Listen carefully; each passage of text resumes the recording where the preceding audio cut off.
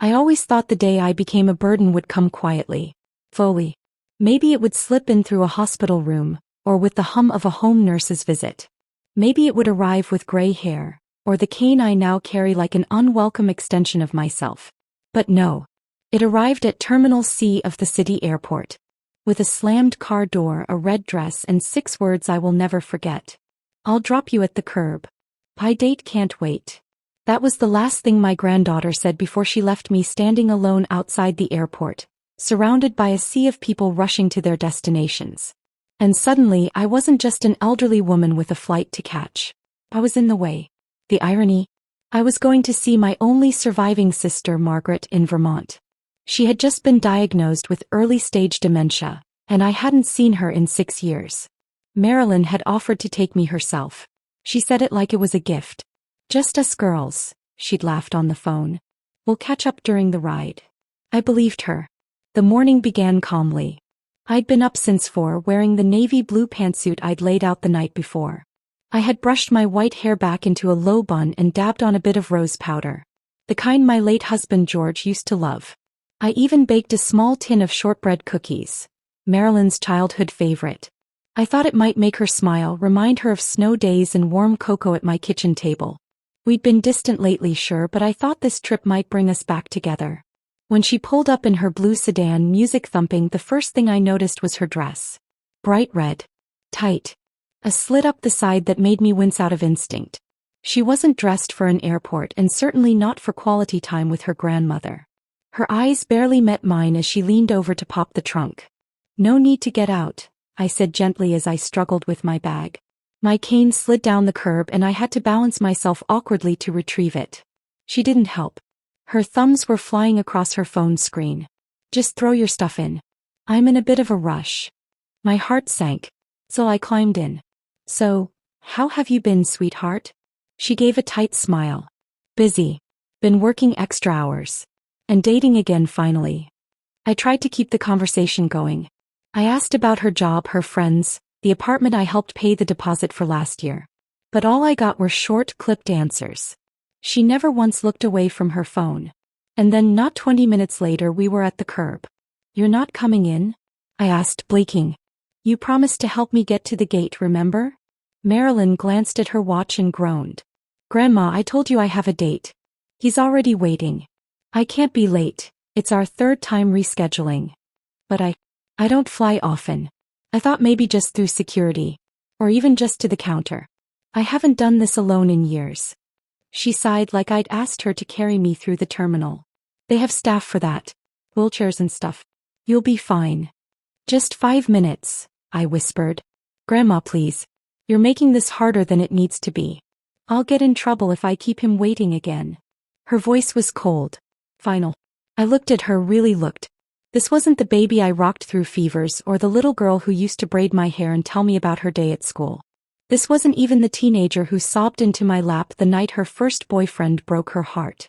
This was someone else. A young woman with her eyes on the future, and no space for the past.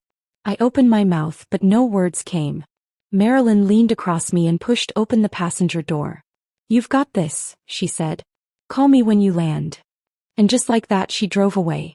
I stood on the curb for a long time, stunned. I didn't even realize the suitcase handle had slipped from my grasp. I just stood there watching cars pull up and pull away, each with someone being hugged, helped, or guided inside. Not me. No one saw me standing there. Or if they did, they looked right past me. Like I was a traffic cone. An inconvenience.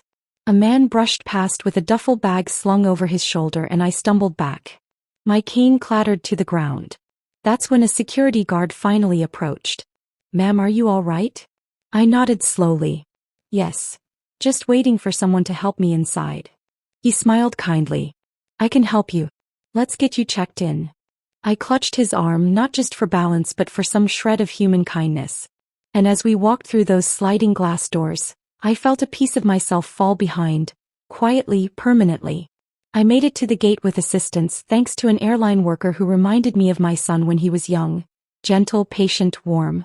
He wheeled me to the terminal, made polite conversation and offered to stay until boarding. But I told him I was fine. I wasn't. I sat by the window with my tin of cookies untouched on my lap. I stared at the planes outside, their wings slicing through the sky. And I wondered, when had I become someone so easy to leave behind? In my younger years, I used to think that growing old meant having more time. Time to think. Time to remember. Time to be surrounded by those you raised. I was wrong. Aging isn't about having more time. It's about watching everyone else speed up while you slow down. It's about waiting, for calls, for visits, for moments that may never come. It's about watching those you once protected walk away without a second glance. It's being treated like an obligation. When I finally boarded the plane, I sat by the window and pulled out my phone. I typed a message to Marilyn. I'm on the plane. Take care. Cookies are in the trunk. Hope your date went well. I waited for the 3 dots. For some sign that she was still out there thinking of me. They never appeared. I tucked the phone into my bag and wiped my eyes discreetly. And just like that, I realized something no one tells you about growing old. It's not that you become invisible to strangers. It's that you slowly become invisible to the people who once saw only you. I arrived in Vermont just as the afternoon sun was beginning to melt into the mountains.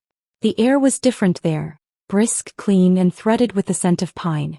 As I stepped off the plane and waited for my walker to be brought around, I felt like I'd crossed into another life. My sister, Margaret, was waiting in a small wheelchair-accessible van with a driver from the assisted living center. She looked smaller than I remembered. Thinner. But her eyes, those steady steel blue eyes, still held a quiet storm inside them. When she saw me, her lips curled into a smile. Clara Jean, she said. Still dressed like a school principal. And you still look like trouble, I replied, forcing a smile. She chuckled softly. Takes one to know one. The driver helped load my bag and we rode together in silence for most of the drive.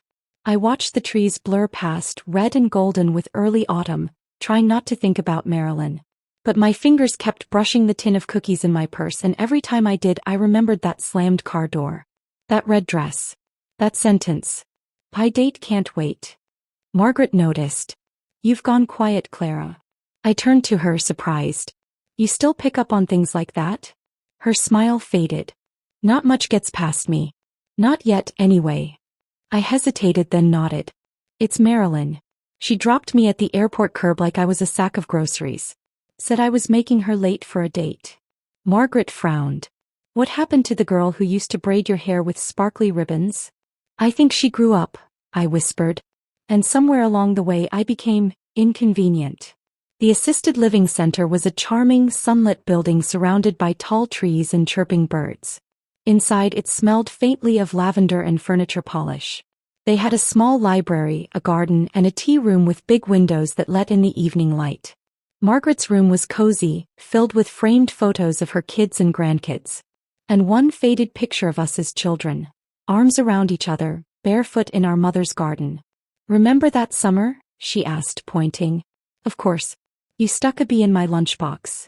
And you chased me with a broom for 3 days. He grinned. You always were dramatic. We laughed, then truly laughed. And for a few minutes I forgot about the plane ride, the curbside goodbye, the silence from Marilyn. I was just Claire again. Little sister. Not a burden. Not forgotten. That night, as we sat in her room drinking chamomile tea, Margaret turned serious. You know, Clara, she said gently, it's not your fault. What isn't? That she left you there. That the world keeps moving without you. That people stop seeing us once they no longer need us. I stared down at my mug. She used to need me so much. I helped raise her. When her father, my son, died in that crash, I stepped in. I stayed up with her all night when she had nightmares. I made every birthday cake with her name in pink icing. Margaret reached out and took my hand. Her grip was weak but steady. You gave her roots. But roots don't always keep people close. Sometimes they're what give them the strength to leave. That hit me in the chest. She didn't even look back, I whispered. Not once. Margaret nodded. Neither did my eldest when I moved in here. Never visited. Not once in 2 years. I get a Christmas card signed by his wife. We sat in silence, the room filled with the hum of the radiator and the far-off murmur of someone watching a game show down the hall. Then she said something I hadn't expected. But I keep a box of letters. Letters I never sent. To him. To his kids. Even to you. To me. She nodded slowly and pulled open a drawer in her bedside table. From it she retrieved a small pink-laced box. Inside were dozens of envelopes, yellowed with age. She handed me one. My name was written in careful, neat cursive. I opened it with trembling fingers. Inside was a letter dated nearly 20 years ago. It was after George died. Clara, after all the casseroles are gone and the guests stop calling, I know the nights will be longest. You've always been the strong one, but please don't carry your grief like armor. Let it crack sometimes. I'll be here when it does. I blinked back tears. Why didn't you ever send this? He shrugged. Maybe I was too proud. Or maybe I thought you didn't need reminding that someone still saw you. Later that night, alone in the guest room, I sat by the window and stared out at the moon. The letter still sat on my lap. My phone buzzed. I felt my heart leap and then sink. It wasn't Marilyn. It was a group message from my local church ladies' chat, discussing next Sunday's choir practice. I set the phone down. Still nothing from her. I thought about writing to her. A message, a voice note, something to explain how that moment on the curb made me feel like I'd lost her forever. But I didn't. Not yet. The next morning, Margaret asked me to come with her to the community art room. They're doing painting today, she said. Maybe it'll help clear your mind. I agreed. I hadn't held a brush in decades, but I used to paint birds when I was younger. Cardinals mostly. Margaret chose a blank canvas and started painting a house with a swing set in the front yard. I started to paint a single flower. Simple. Quiet.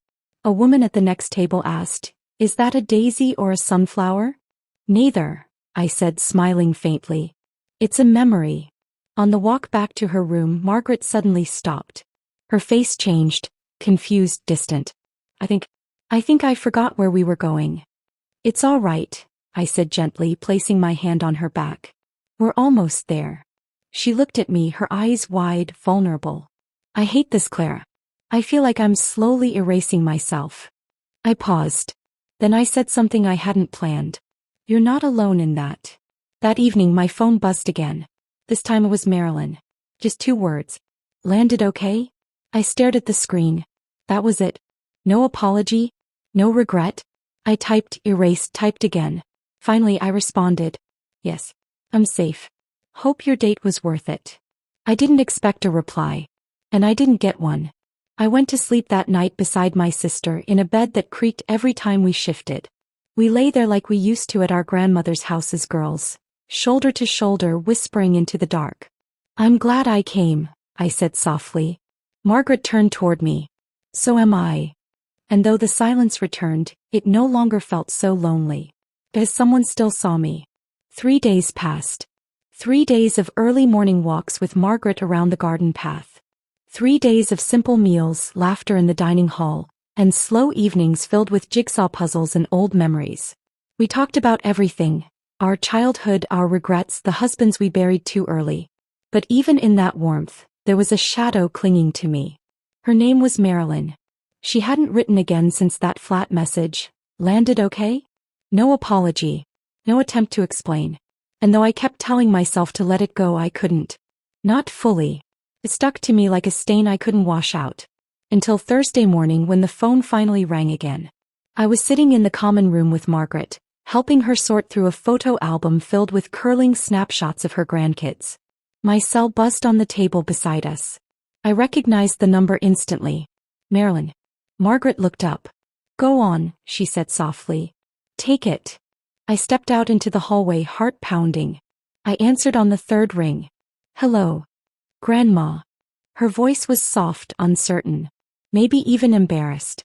But there was no warmth in it. None of that sing-song tone I remembered from her childhood. "Yes, Marilyn. I'm here." Pause. Then, I've been thinking about what happened. And I wanted to explain. I braced myself. I knew an excuse was coming. I could feel it curling behind her tongue like smoke. She continued. "You have to understand, things have been hard for me lately. Work is exhausting. I barely sleep. And, honestly, I've been feeling overwhelmed by everything."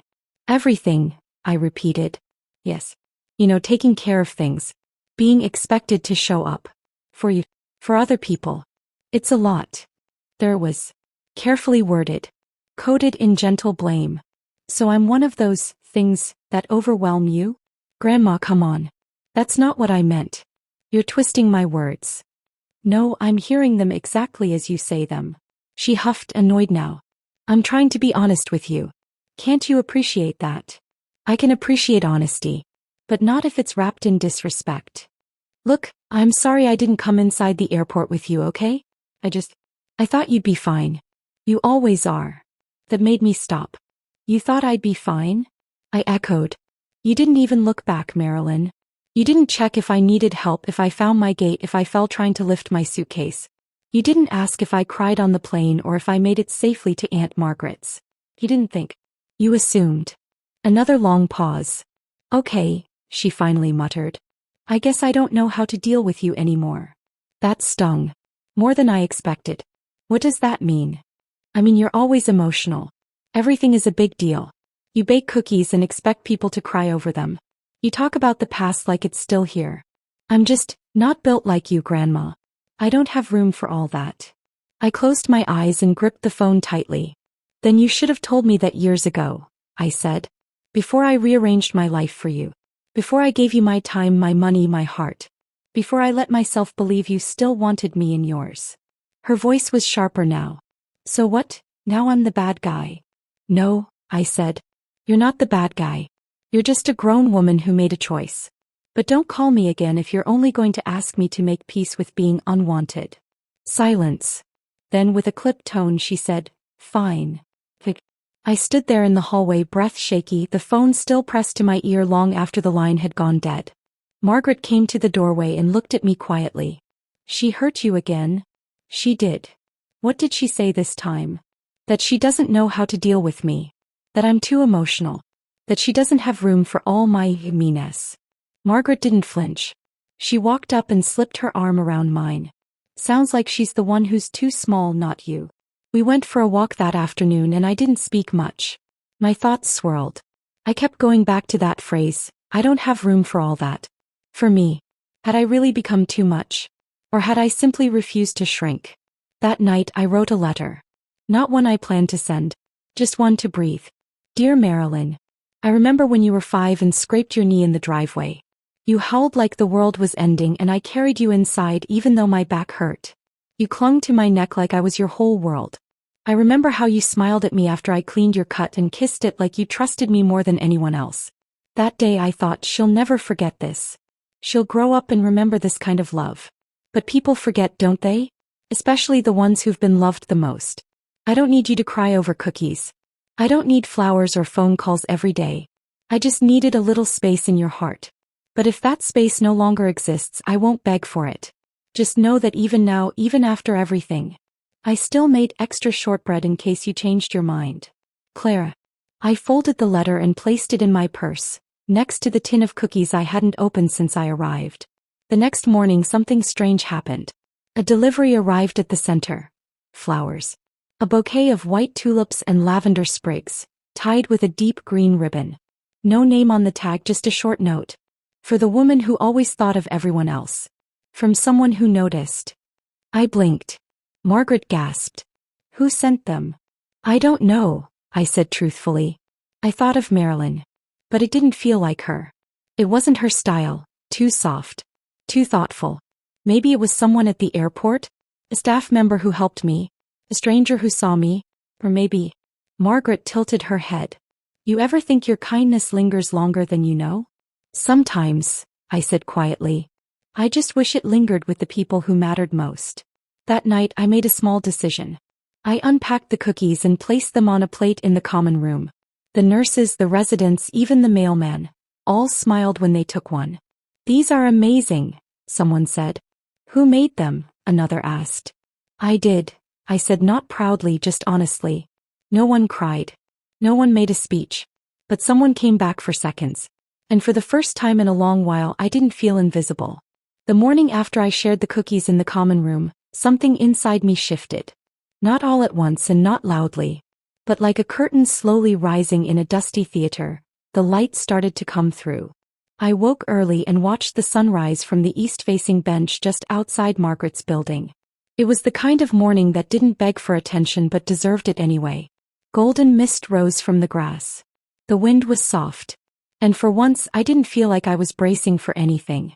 Margaret found me out there an hour later, wrapped in my cardigan, sipping from a paper cup of coffee one of the night nurses had kindly brought me. "You look like you're solving something," she said, lowering herself slowly beside me. "I think I am," I replied. She leaned over. "Is it heavy?" "No. That's the strange part. It's light." I paused. I've been sitting here thinking for the first time in a while that I might still have a say in what my days feel like. I keep waiting for Marilyn to change. For an apology. For her to remember who I was to her. But what if I stopped waiting? Margaret didn't answer immediately. She only nodded, slowly, deeply. "You'd be amazed how free you can feel when you stop needing permission to matter." I turned to her and smiled. "Let's go into town today. Just the two of us." Her eyes lit up. "Clara Jean, are you suggesting a jailbreak?" "I'm suggesting we remember who we were before we became elderly women with morning pills and memory lapses." She laughed loud enough to wake the birds. "You'll have to wheel me like a queen. You'll be carried like royalty." We took a cab into the nearby village. The driver, a retired math teacher, gave us a full tour without being asked. "That bookstore used to be a bakery. That cafe over there? World's worst tuna melt. Don't let the French name fool you." We stopped at a small second-hand shop nestled between a florist and a hardware store. Its windows were cluttered with all manner of forgotten things. Lace gloves, carved figurines, yellowing books with dog-eared pages. Inside it smelled like cedar and old paper. And stories. Hundreds of them just waiting to be picked up again. Margaret drifted toward a rack of scarves. I wandered to a shelf filled with frames, some still holding photos of strangers' weddings and pets long gone. Then I saw it. A music box. Wooden, hand-painted. The ballerina in the center was chipped at the shoulder, but when I wound the crank, a soft, tinny version of Claire de Lune began to play. My throat tightened. George had given me one just like it when we were courting. I remembered placing it on the windowsill of our first apartment. He said the song reminded him of my laugh. I clutched it to my chest. "I'm buying this," I told the shopkeeper. She smiled. "A good choice. A little broken but still plays beautifully." "Just like me," I whispered. We ate lunch at a cafe with sun-drenched tables and hand-painted menus. Margaret ordered soup. I chose a lemon tart and coffee. No apologies. We talked like we used to. Not about aches and appointments but about poetry, dreams, memories. She told me about the boy she almost married before her husband. I told her about a piano recital I never went to because I was afraid of failing. "I wish I'd done more things scared," I said. She nodded. "There's still time, Clara." I believed her. Back at the center that evening, I placed the music box on the windowsill of my guest room. When I wound it, the soft melody filled the air like the ghost of a good memory. I watched the ballerina spin, cracked shoulder and all, and felt something in my chest unclench. Then my phone buzzed. A text. Not from Marilyn. From a number I didn't recognize. "Mrs. Weller? I work with your granddaughter at Blackthorn and Rayner. She mentioned you baked the best shortbread cookies she's ever had. Would you be willing to teach me the recipe?" I blinked, rereading the message twice. "I hope it's okay I got your number. She said you wouldn't mind. Amelia." I sat back surprised. Not because someone liked my cookies. People had liked them for years. But because Marilyn had spoken about me. Shared something. Something good. I didn't know what to make of it. But I replied anyway. "Hello, Amelia. I'd love to share the recipe. Simple but it matters. Just like the people who make it." Later that night as I tucked into bed, Margaret popped her head in with a mischievous smile. "Someone told the dining staff about your cookies. I heard they want you to lead a baking afternoon next week." I laughed. "How did they find out?" "I might have told them," she said, winking. "Margaret." He shrugged. "Just giving you a chance to feel wanted again." I smiled at her, genuinely, fully. "Thank you. You don't have to wait for someone to give you your place, Clara," she said, voice softening. "You've already earned it." That night I didn't check my phone before sleeping. I didn't wonder if Marilyn had texted. I didn't measure my worth by her silence or her scorn. I had spoken for myself. I had stood still in who I was, rather than chasing someone else's recognition. And in that stillness I found something far more comforting than an apology. I found peace. Would you like Chapter 5 next? It could feature Marilyn making an unexpected visit. Or perhaps Clara reconnects with someone even more surprising from her past. You may also want the story to start preparing for a resolution, either bittersweet or redemptive. The thing about letting go is, it doesn't always happen all at once. You don't wake up one morning, stretch your arms and say, "I'm over it." Well, it happens in pieces. Some days you feel lighter, like your heart finally exhaled. Other days the memories grab you by the wrist again, tugging hard. For a week after that message from Amelia, Marilyn's coworker, I felt freer. Not happy exactly, but grounded. I helped the center's activities staff bake shortbread with the residents. I gave away my last tin of cookies to the night nurse whose daughter was going through a rough time. I even agreed to read aloud during the Thursday poetry hour. Things felt manageable. And then one afternoon I opened the door to my guest room and there she stood. Marilyn. Hair slicked into a bun. Eyes tired. A bouquet of cheap supermarket tulips shaking slightly in her hand. I froze. Her voice cracked. "Hi, Grandma." I gripped the doorframe to steady myself. "What are you doing here?" I asked Amelia for the address. "I wanted to see you." I stepped back cautiously. "You came all this way?" She nodded. "I flew in last night. Rented a car this morning. I didn't call because I wasn't sure you'd want me here." I stared at her, my heart thumping so hard it echoed in my ears. "Well," I said flatly. "You're here now." She bit her lip and looked around nervously. "Can I come in?" We sat in silence for a long time once she stepped inside. The flowers rested awkwardly on my lap. They were starting to wilt like they'd been clenched too hard during the trip. She glanced around the room, eyes landing on the music box by the window. "I remember that song," she said. I didn't answer. "I didn't come here to fight," she said quietly. "I came to talk." "That's something people usually do before they disappear," I replied, not unkindly but not softly either. She lowered her eyes. "I know." She looked different, not just tired but unsettled. Like someone who'd been carrying around more than they admitted. "Why now?" I asked. She sighed. "Because you scared me. That surprised me." "What do you mean?" "I always assumed you'd be there. Forever. You were the one person who didn't leave. After Dad died, after Mom stopped calling, you were there. Even when I didn't deserve it." She looked up, tears brimming. "But then I saw your text. The one about your cookies being in the trunk. And I realized I'd driven away from the only person who ever stayed." My throat tightened but I didn't speak. "I've been angry," she continued. "At everything. At life. At how unfair it felt. I thought if I could just be successful and strong I wouldn't need anyone.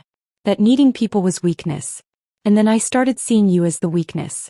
Your kindness. Your softness. I blamed you for reminding me of everything I refused to feel." A tear fell down her cheek. But I was wrong. I looked at her for a long moment. There was a time I would have melted instantly. Forgiven her before the apology finished falling from her lips. But I wasn't that woman anymore. "I appreciate your honesty," I said slowly. "But you need to understand something." She nodded, bracing herself. "You didn't just leave me at an airport. You left me behind long before that." Her lips trembled. "I know. You stopped calling except when you needed help. You stopped visiting even when I begged you. And worst of all, you stopped seeing me. I became a service to you. A warm body with a checkbook." She looked up sharply. "It wasn't like that. It may not have felt like that to you. But it felt exactly like that to me." We sat with that truth between us, sharp and undeniable. Then I continued. "I don't hate you. But I don't know if I trust you either.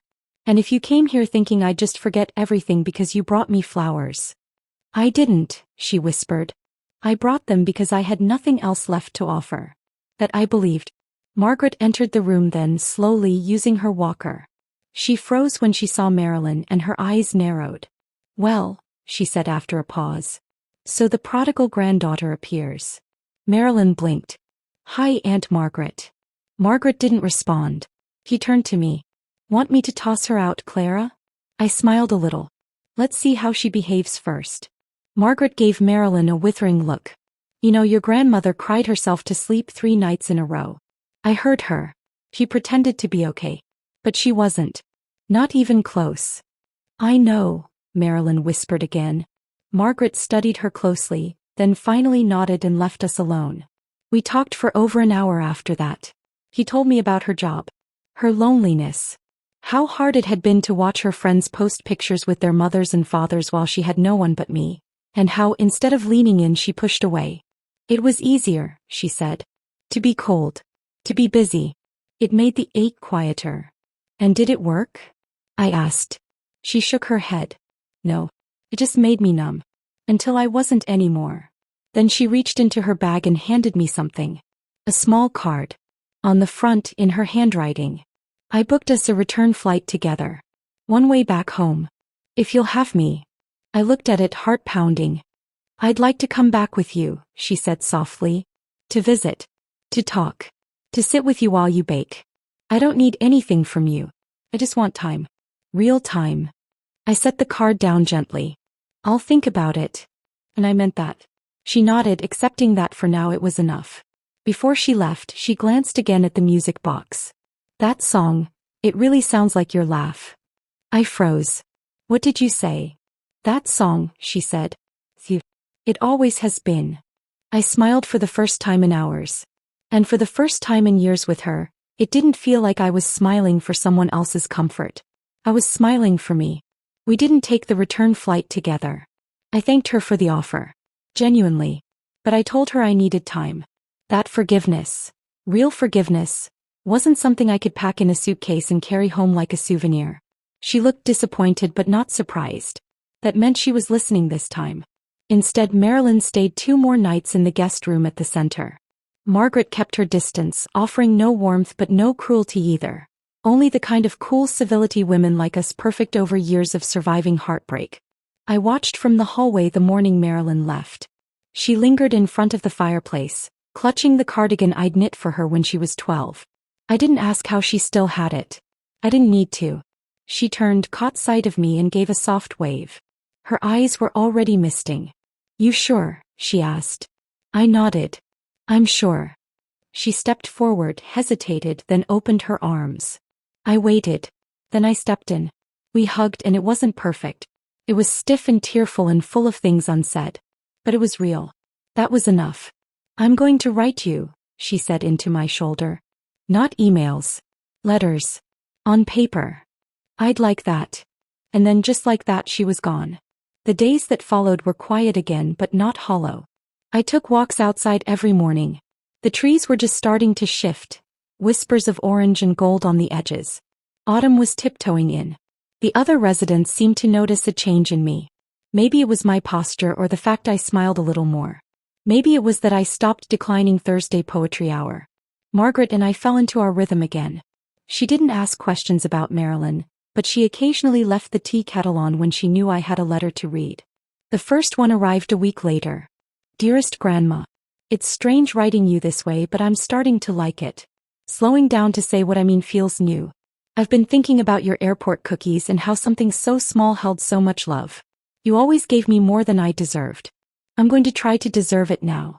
Love, Marilyn. I held the paper to my chest for a long time before folding it neatly and slipping it into my drawer beside the music box. I don't pretend that things are suddenly fixed.